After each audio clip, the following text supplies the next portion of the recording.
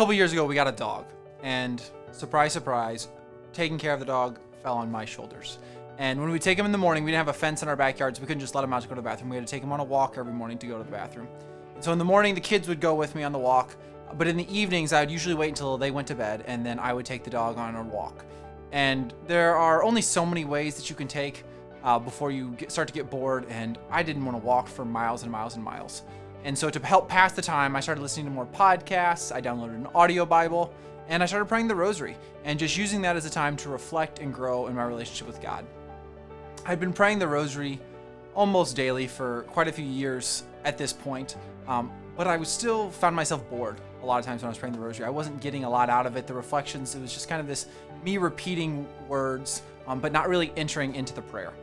And I remember one night in particular, I was walking the dog, and as I began the Rosary, I just kind of implored Mary, hey, will you come alongside me? Will you allow me to come alongside you to see what you saw, to hear what you hear, and to really take these mysteries and bring them into my life in a new way? And the first two mysteries went by pretty quickly. Not much is going on. But when I got to the Nativity, I started reflecting on this idea that Jesus was born in a cave, that the stable that he was born in, it was a cave and there was just a gate in front of it. And how this cold, dark cave became the dwelling place of the Savior of mankind, that the incarnation came there. And now people from all over the world travel to Bethlehem to celebrate Mass there, to visit there, to pray there for just a moment, because Jesus was born there.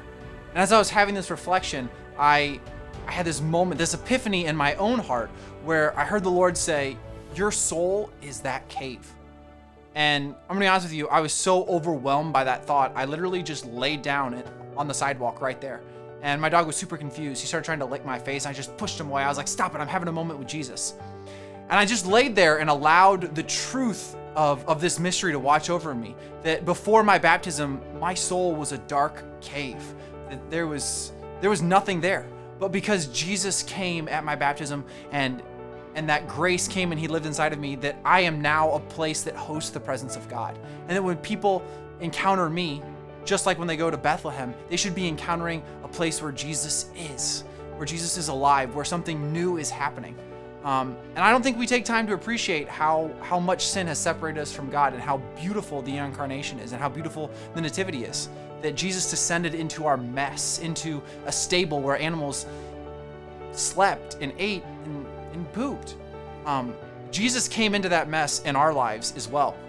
And so as you're praying this decade of the Rosary today, or even just all of the joyful mysteries, I invite you to ask the Lord to reveal to you the depth of your sin, about what the incarnation means and how him dwelling in you has changed everything.